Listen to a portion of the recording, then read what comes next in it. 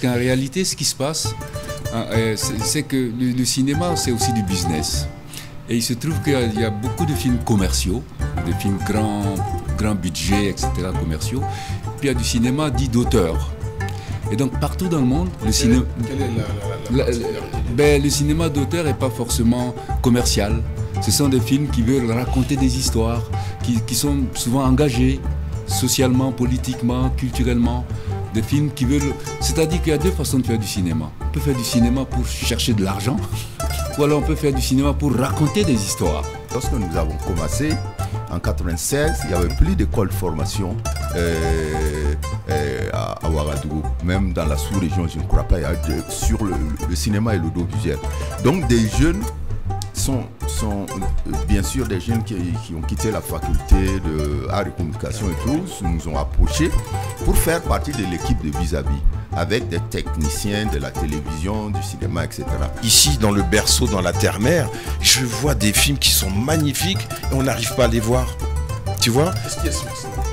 Ben, je pense que c'est en termes des canaux de distribution et tout ça. C'est un peu difficile parce que ici il n'y a pas l'industrie et ça veut dire que le cinéma n'arrive pas à se prendre en charge sans le soutien de l'État.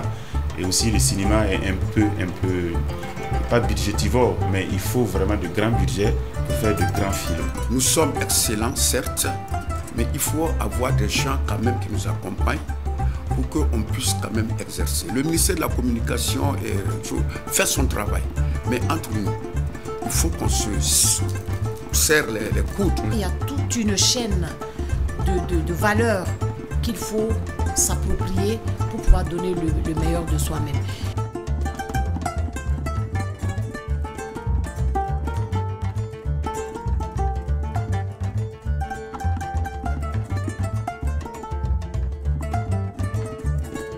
Venir au Burkina, venir au FESPACO, c'est pas uniquement pour voir des films, mais c'est aussi pour pouvoir apporter leur soutien aussi au peuple burkinabé.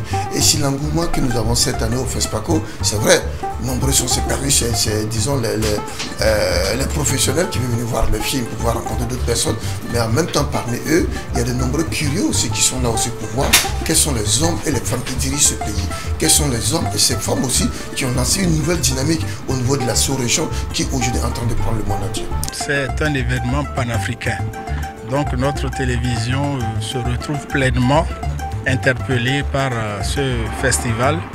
Et c'est pour cette raison que la C360 a décidé, en plus des actions déjà qui sont menées à travers notre participation au MICA et aussi pour les différentes émissions que nous faisons depuis le début du festival pour accompagner les différents acteurs, nous avons décidé, l'administration et toute l'équipe, de venir aussi, pourquoi pas nous mettre dans la peau des consommateurs, des populations pour aussi suivre quelques projections.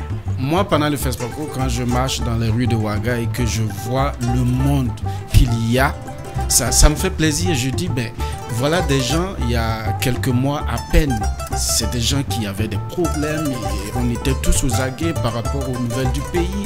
Et aujourd'hui, tout le monde se retrouve, on est content, on a presque oublié nos problèmes. Chaque fois que je viens ici, je me sens un peu dans la capacité d'apporter quelque chose. FESPACO pour dire merci au peuple qui m'a tout donné, c'est-à-dire le peuple burkinabé m'a tout donné. Et aujourd'hui, on connaît. Si ce n'est pas dit à quelqu'un qui est ici ivoirien, personne ne sait qu'ils sont ivoiriens. Et je prône pour la culture burkinabé partout à travers le monde entier. Oh, je suis contente parce que le cinéma africain se porte bien. Il y a de grandes avancées avec tout ce qu'on voit. C360, la voix d'une Afrique nouvelle et souveraine.